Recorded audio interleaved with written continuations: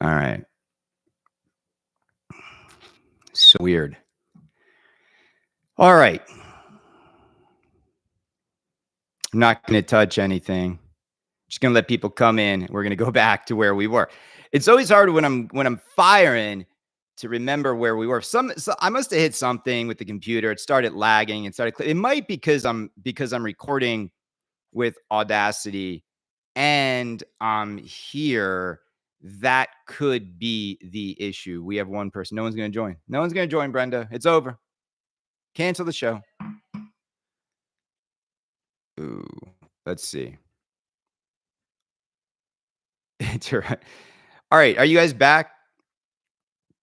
I don't know. I must have hit something on the mic, and so we're gonna get right. I remember where I was, so I saved that part of the show. We're gonna splice it together, but you guys will get a sense of like how we do this. I'm just gonna run with it, okay?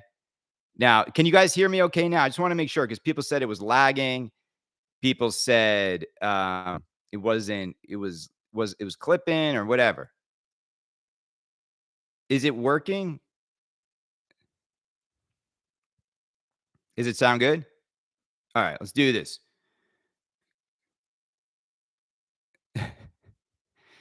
Carl is streaming. All right. All right. So I want to ask everybody here because we're in front of a live audience, ladies and gentlemen. How many examples of Dune Pinball do you think Barrels of Fun has sold? I think they said they're going to make 1,000 in total. Wasn't that the number? Because it wasn't 1,100. I think it's 1,000 examples of Dune Pinball. And so, how many do you think were sold since the day the game was revealed? Because I've got a number in my head. I don't know. I could probably just ask David. I'm not sure anybody will tell the truth. But since the game's been revealed, there's been a lot of other games, right? It revealed right on top of King Kong. You've got Predator coming out today. You've got Harry Potter, which is going to take the majority of pinball sales. You've had Portal that nobody really bought. So, all right, Owen thinks they sold 500 Dunes already, Owen? That's a very optimistic number. I don't think they sold out of half of them already. I would say Dune is probably sold between 2 to 300 out of 1,000. Have you seen anybody unbox the game? That's the big issue. And so now the only strategy left to move these games, because, you only get one chance to make a first impression. The only strategy left now is to stream the game. And I just feel like streaming the game always, and I mean this, always takes some of the FOMO out of wanting to own it. It's kind of like you see everything. And if Carl's going to go through all the modes of the game and you see it, is it going to make you want one? And again, because pinball streaming is so lackluster just to begin with, it's literally not exciting. Like, I don't know any other way to say it. Like, watching someone play pinball is not exciting. I think it's one of the worst sales tactics there can be. Now, look, you always want a little bit of gameplay before you order a game, but I believe one thing now. With where we're at in pinball, I believe in one thing now is the only thing you need before you order a game. You yourself have to walk in front of the machine and fall in love with it to pay these kinds of prices. Because remember, Dune Fully Loaded is somewhere around like $13,000+. With the topper, it's going to be like 14 grand. And so, yeah, you got to play it yourself. The days of needing to order these games right away on week one in the first month are over. So everyone needs to go find a Dune and play it. Now, that's problematic because most people don't have access to a Dune machine. I don't even have one over at Automated, and he carries Barrels of Fun machines. I should ask Mike when he's going to get it, but I think it's going to be a very, very slow burn for this game. And the big issue surrounding Dune, right, just hovering over it, is this: you don't care about the theme. And because you don't care about the theme, you seeing more moments from the movie make their way into the game isn't going to do anything for you. Whereas when you see clips from the Predator movie you love, that's going to do something to you. When you see more Harry Potter movie scenes coming to life, that's going to do something for you. And I think that's the big difference. I just worry that this theme, much like Labyrinth, I think even more so than Labyrinth, because people had nostalgic love for Labyrinth. Nobody in this demographic has a nostalgic love affair with this theme. And so I'm hoping that David understands that now. And the next titles coming out from him connect more with the pinball buying demographic. And I think that's going to be important. I'm going to say this right now. Even without Arnold, Pinball Brothers will sell more Predator machines than Barrels of Fun will sell of Dune Pinball, simply because of nostalgic love affair for the property. Okay. I mean that. All right. What did someone say? Like that Predator is $19,500 in Australia. Look, if you're in Australia and you're buying pinball machines in 2025, you just have to be loaded. Like, loaded. Like, how can you guys drop this much on these games? I've always said this. It's cheaper to simply buy an airplane ticket and go to these pinball shows and get your fill versus 20 grand for one game. I mean, at least in your market, though, the games kind of hold value because you're always going to have more demand than supply in Australia. All right, let's talk about Harry Potter. And let me get a cup of coffee here. See, this is like I have some pauses every once in a while. Mm. Let's talk about Harry Potter and the Sorcerer's Artificial Intelligence artistic layout mode of the game. No, so everyone is now seeing what seems to be some clear evidence that the artwork on Harry Potter was using some sort of filter, whether it was an AI filter or some other filter. There's some weird stuff going on. There's weird stuff going on the castle, on the train, on the hands. Like throughout this game, you can notice some things that look like they were manipulated by some computer program. And so I don't think the folks at Jersey Jack knew this happened or was happening. I think they just saw it at face value. It looks really good when you first glance at art like this. And that's the thing with AI art. It always looks really good, but then when you sort of look closer at it, a lot of weird stuff is happening. And I think this is, I feel bad for Jersey Jack if that is the case. Do they need to redo the artwork? Will this create a delay for them? I don't think they're really going to change it at this point, but who knows, right? If Warner Brothers catches wind of this and someone flags it for them, they might be forced to go back and fix some of this stuff. But also remember, Warner Brothers approved all of this. It's not like they didn't see it. It's not like they didn't go over it with a magnifying glass. Like they had every opportunity to make changes. Someone pointed out that the dragon with like two eyes on its left side, they filled in one of the eyes. So that's like maybe people are like, oh, they must have caught this and made a slight correction to it. But I just want to say this. I was talking to Brett yesterday, Brett Abbas, and they know what people are saying about the game. And not just the artwork. I didn't ask about the artwork, but they know that there's work to be done, that they need to wake up the connection between the movies people love and the pinball experience, and they are working on it. And I just want to say to everybody out there, let's let them bake on it, right? Let's let them fix the things they know need to be fixed on the game. They're going to focus on this game for the next year. And I do think they're going to fix the problems. And I feel good that they know and are listening to the feedback. But I just want to say this. The people that annoy me the most are not the so-called stern army that's being blamed for pointing out the AI artwork. I don't believe in that. The people that annoy me the most are the JJP shills that have been saying this game is perfect out of the box. You know who they are. and you know what they've been saying. And to those people, if the world operated on feedback from people like that, nothing would ever get better, ever. And I'm just tired of when people are trying to give constructive feedback, myself included, we get attacked by these like happy go lucky shills who are telling us to shut up, that we're ragging on the game. And I'm like, you haven't even listened to my shows. I'm not ragging on Harry Potter. I'm giving a balanced feedback on the game and the things that I want to see improved. I think will make this game maybe a masterpiece. So should I bury my feedback and just toe the sorry, and just toe the I just, sometimes I get a pop, so I redo it.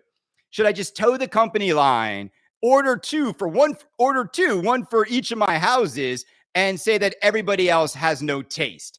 Like, I just don't think that's a very constructive way to look at this game. So look, they know what needs to happen. Stern Pinball knows what needs to happen with X-Men. Now, Jack Danger put up a post that said they're working on new X-Men code coming soon, and then he took the post down. Now, people are speculating, why is it removed? And I think it's because of the word soon. What does soon mean in the world of pinball?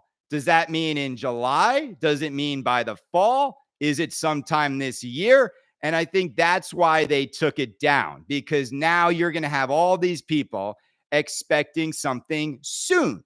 And is soon 2 weeks? Who knows in the world of pinball? Now, I really hope this game gets fixed as well. It's a great shooting game. It's a beautiful game. I think it's one of Stern's nicest games they've ever launched. I think it looks much nicer than King Kong. I actually find it to be a more interesting game to shoot than King Kong. And so I hope the code on X-Men gets to a good place. That's what we all should want. We all should be rooting for these companies every time they release a game to make a great game. Now, what we shouldn't do, which is what 95% of pinball content creators are today, we shouldn't just say everything that comes out is awesome. Everything that comes out, I'm going to buy it. Everything that comes out is great. I'm going to review it. It's awesome. They did a good job. And then I sell it like a week later. Like that literally is the vibe of so many pinball content creators. It's the greatest game ever. I just ordered an LE and it's never leaving my home. A week later, it's up for sale for $3,000 less because they probably paid the wholesale price on the game. I love it now. I love it. We've got now the content creators now are letting us know if they paid in full for the product or they paid out of their own money for it. Look, I get it, gang. Just look, take the perks if you get them. If you get the perks, just let us know you got the hookup, okay? If I treat people like I did last night, if I treat people to dinner, I don't mind it if they say, hey, Chris took me out to dinner. Doesn't make them love me any less or any more. It probably makes them love me a little bit more, right? Because I got a guy like Kaneda, right? I got to buy my friends. You know how I roll through this world. I'm just joking. Am I? Maybe not. Brenda, what do you think? She's upstairs. She can confirm yes or no. Have I had to use the almighty dollar to make people like me? I don't think so. I think if I was broke and I was on an island and all I had was a mic, I'd be dropping this heat every week for you guys, and you'd still subscribe to Kaneda's Pinball Podcast. Everybody comes back. We lose people every month. The same people that cancel always come back because where are they going to go? Where are they going to go? All right, so is King Kong dead? Is there like a second life for King Kong, or is it over? My thing on Kong is this. It's just not enough. It's just not enough to excite people. I get it shoots great. There's just something about the unlicensed Kong. There's something about the art all looking the same.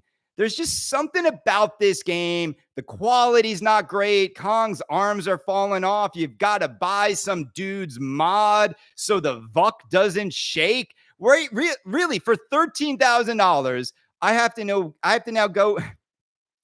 now go buy a bracket from a dude who's making them.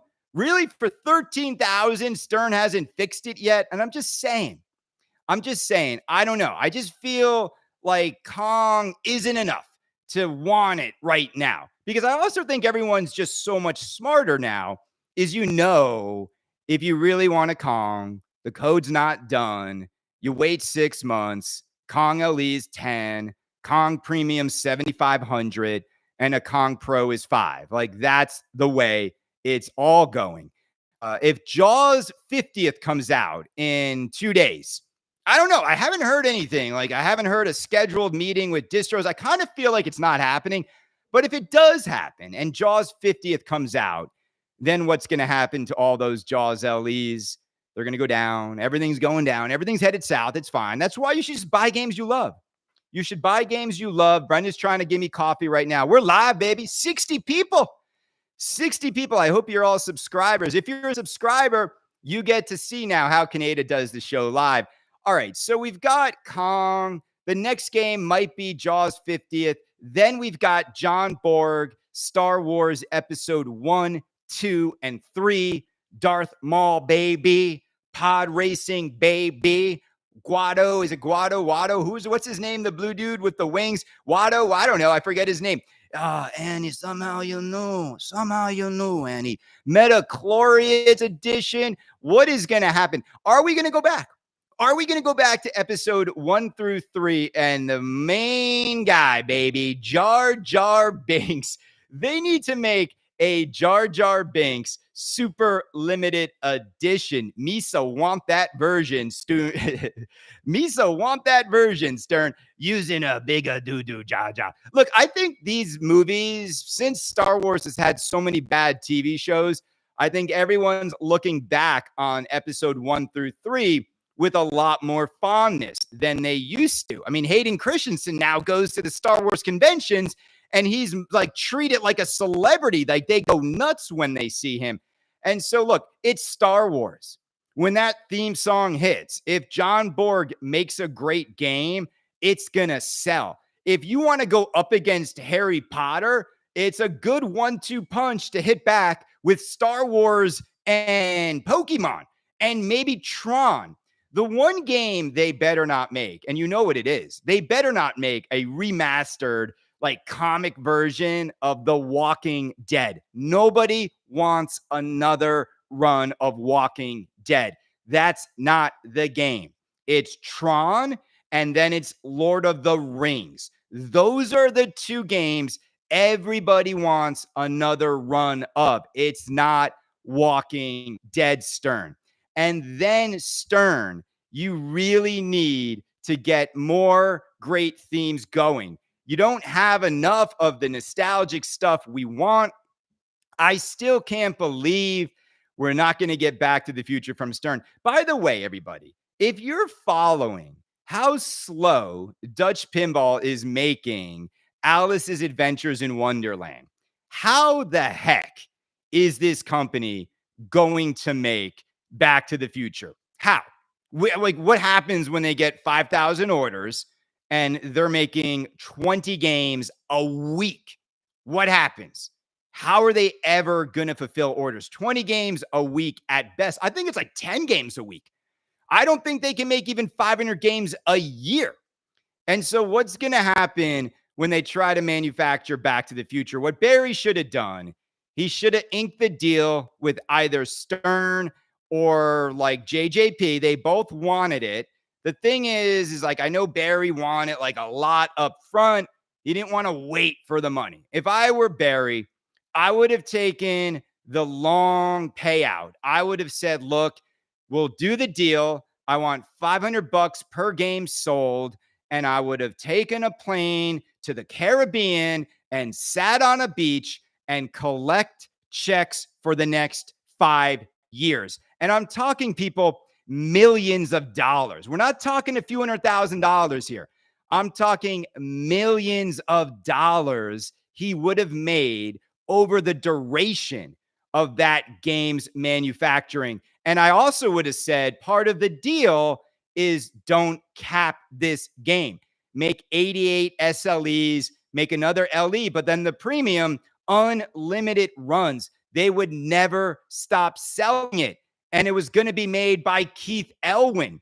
And if it was over at Jersey Jack, it would have been like Richie and Eric or somebody, and they would have done it justice. And they've got Joe Kay getting all the assets, Bob Gale. Like, he could have like just made himself set. And also, we know this. Dutch, one game in 12 years. So I'm worried. I'm worried because, again, I just don't feel like they're going to be able to handle the demand.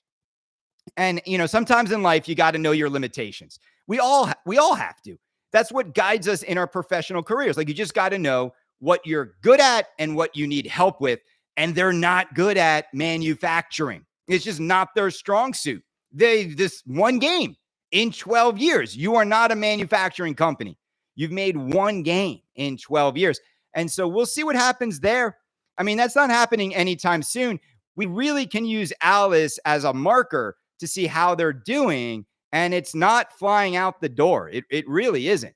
So today, Predator, it's coming. It's coming. It's going to be out in like 3 hours, 6 hours. We will see Predator. All the teases are over. I'm going to get this show up. Everybody, thank you for hanging out and watching a live recording of how Kaneda does Kaneda's Pinball Podcast. You can see how I have to edit a little bit here and there, but I love doing this show. And if you're not a member of Kaneda's Pinball Podcast, please join the show. It's only $5 a month. And if you join today, it unlocks for you, I think, something like 500 episodes are now on Patreon that you can go back and listen to. So you get a lot. You also get access to the chat on Patreon, which is so much fun. Every hour of every day, those who are members can contest to this. Every hour of every day, if you ever just want to hang out and chat pinball, people are there. It's a lot of fun. All right. So I hope you guys join and you become a member of Kaneda's Pinball Podcast. Everybody, get to the choppa today. We'll be back here at 2:50 p.m. to see what this game is all about. Going to have a lot of feelings on it. We know Arnold's not in it, and that's going to manage our expectations, right? Because we know we're not in it now. So I'm not going to get devastated by it because I know it. I wish they would have said it. Maybe he's got call outs. We shall see. Everybody have a great Wednesday, and we'll be back later today. Kaneda out. All right. So you see how it's done. It's not scripted. I don't always know what I'm going to say next, which you probably get by now. But it's fun. I love doing that. It's like my creative outlet. This is why I don't want to be in the manufacturer's back pockets. I don't, unless I took a job in the marketing department at a pinball company, which if it was like the right job and the money was right, I'd consider it. I'm not going to lie to you. Of course I would consider it. But unless it was something worth it like that, giving up the freedom to speak freely on my show, nothing would be worth it. Like a $15,000 pinball machine would not be worth it. Getting trips to shows or trips to see, manufacturing behind the scenes, it's not worth it to me to then not be able to speak freely. This is creativity and freedom are worth way more to me than, discounts or free stuff. It's just the way I've always rolled. And in the end, it all worked out for me because where other people have to give so much free stuff away to sort of entice their community to join, I just do this. That's it. I'm not giving you anything. There's no extra perks. You just get the most entertaining pinball podcast, I believe, on the planet. And the numbers don't lie. The numbers don't lie. We have more subscribers. There's more subscribers to Kaneda's Pinball Podcast than every single other pinball content creator combined when it comes to subscriptions. I'm proud of that. It's also a pathetically low number, like 600. You know what I'm saying? If I was doing video games or cars, literally, it would be my job. To be a nano influencer in pinball doesn't pay out for anybody. Okay. I always remember that. One distro is going to make more money selling Harry Potters in one day than I'll make all year doing this show. Who's doing more work? Think about it. Okay. Everybody, love you. Bye.